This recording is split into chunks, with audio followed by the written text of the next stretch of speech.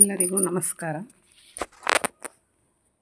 ಈ ದಿನದ ವಿಷಯ ಏನಪ್ಪ ಅಂದರೆ, ಈ ಮನೆಗಳಲ್ಲಿ ಸಾಮಾನ್ಯವಾಗಿ ಸಣ್ಣ ಪುಟ್ಟದ್ದಕ್ಕೂ ಗಲಾಟೆ ಆಗ್ತಾ ಇರ್ತವೆ.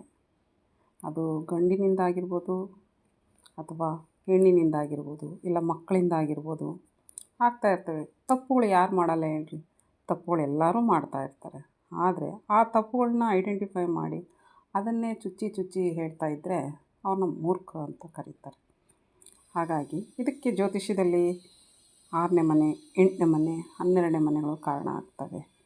ಇಂಥ ವಿಚಾರಕ್ಕೆ ನಾವೇನು ಮಾಡ್ಬೋದು? ಇಂಥ ವಿಚಾರಕ್ಕೆ ನಾವು ನಮ್ಮ ಶಾಸ್ತ್ರದಲ್ಲಿ ವಶೀಕರಣ ಅಂತ ಮಾಡಬಹುದು. ವಶೀಕರಣ ಅಂತಂದರೆ ತುಂಬ ಜನ ತಪ್ಪಾಗಿ ತಿಳ್ಕೊಂಬಿಟ್ಟಿದ್ದಾರೆ.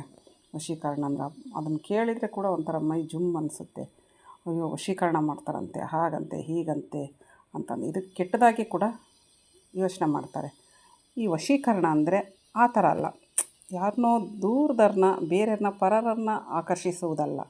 ವಶೀಕರಣ ಅಂದರೆ ನಮ್ಮ ಮನೆಯಲ್ಲಿರುವ ನಮ್ಮ ಮನೆಯವ್ರನ್ನ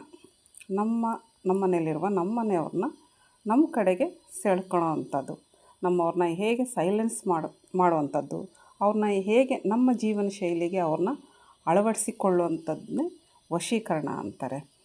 ಫಾರ್ ಹ್ಯಾಪಿ ಲಿವಿಂಗ್, ಒಂದು ಒಳ್ಳೆಯ ಜೀವನಕ್ಕೋಸ್ಕರ ನಮ್ಮ ಮನೆಯವ್ರನ್ನೇ ನಾವು ವಶೀಕರಣ ಮಾಡ್ಕೊಳೋದು. ಅದು ಯಾರನ್ನ ಅಂದರೆ ವಶೀಕರಣ ಈಸ್ ನಥಿಂಗ್ ಬಟ್ ಅಟ್ರ್ಯಾಕ್ಟಿಂಗ್.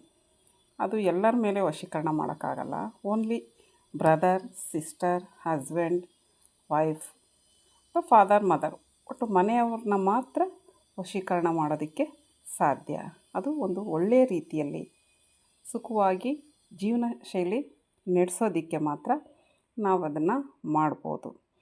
ಈ ವಶೀಕರಣ ಮಾಡೋದರಿಂದ ಎಷ್ಟೋ ಒಂದು ಅನಾಹುತಗಳು ಕೂಡ, ಗಲಾಟೆಗಳು ಕೂಡ ತಪ್ಪುತ್ತೆ, ದೂರ ಆಗೋದು ಕೂಡ ತಪ್ಪುತ್ತೆ.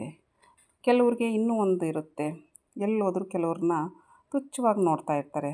ಕೆಲವರು ಆಫೀಸ್ಗೆ ಹೋದರೂ ಅವ್ರನ್ನ ಥರ ತುಚ್ಛವಾಗಿ ನೋಡ್ತಾ ಇರ್ತಾರೆ.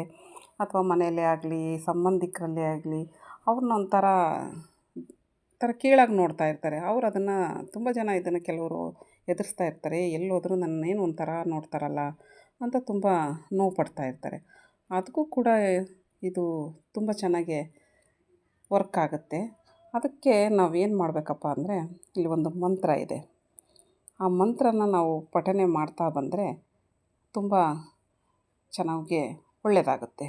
ಆ ಮಂತ್ರ ಹೇಗಿದೆ ಅಂದರೆ, ಓಂ ನಮೋ ಆದಿಪುರುಷಾಯ ಸರ್ವಸ್ತ್ರೀ ಸರ್ವಪುರುಷಾಯ ವಶಮಾನಾಯ ಸ್ವಾಹ.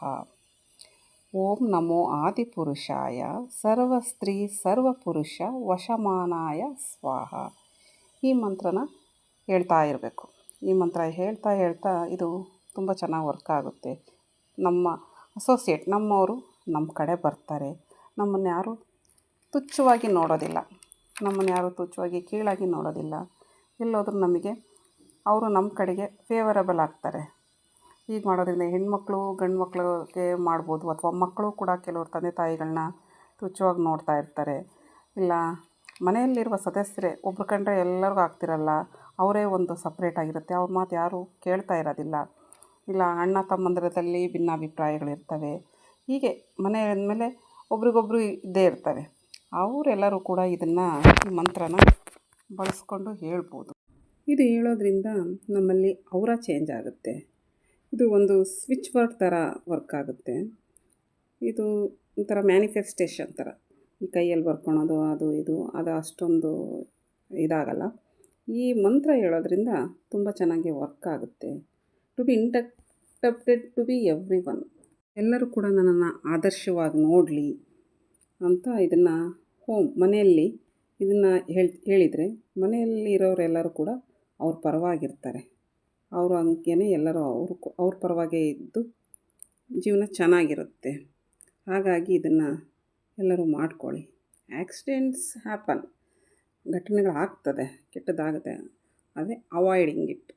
ಆಕ್ಸಿಡೆಂಟ್ ಆಗೇ ಆಗುತ್ತೆ, ಅದನ್ನು ಅವಾಯ್ಡ್ ಮಾಡ್ಬೋದು. ಅದನ್ನು ಯಾರಿಂದಲೂ ತಪ್ಸೋಕ್ಕಾಗಲ್ಲ. ಏನಂದರೆ ಚಿಕ್ಕ ಪುಟ್ಟ ಗಾಯಗಳಿಂದ ನಾವು ಪಾರಾಗ್ಬೋದು. ಹಾಗಾಗಿ ಇದು ನಮ್ಮ ಶಾಸ್ತ್ರದಲ್ಲಿ ಕೂಡ ಬರೆದಿದ್ದಾರೆ. ಈ ಥರ ನಾವು ವಶೀಕರಣ ಮಂತ್ರದಿಂದ ನಾವು ಅನುಕೂಲನ ಪಡ್ಕೋಬೋದು. ಸೊ ಸ್ವಲ್ಪ ಸ್ಮೂತಾಗಿ ನೋಡಿಕೊಂಡು ಜೀವನ ನಡೆಸೋದೇ ಬೆಸ್ಟ್ ಅಂತ ಅಂದ್ಕೊಂಡು ಇಲ್ಲಿಗೆ ನನ್ನ ಟಾಪಿಕ್ ಮುಗಿಸ್ತಾ ಇದ್ದೀನಿ. ನಿಮ್ಮೆಲ್ಲರಿಗೂ ಈ ಮಾಹಿತಿ ಇಷ್ಟವಾಗಿದೆ ಅಂತ ತಿಳ್ಕೊಳ್ತೀನಿ. ಇಷ್ಟವಾಗಿದ್ದರೆ ಖಂಡಿತ ಲೈಕ್ ಮಾಡಿ, ಶೇರ್ ಮಾಡಿ ಅಂತ ಕೇಳ್ಕೊತೀನಿ. ನಮಸ್ತೆ, ಧನ್ಯವಾದಗಳು.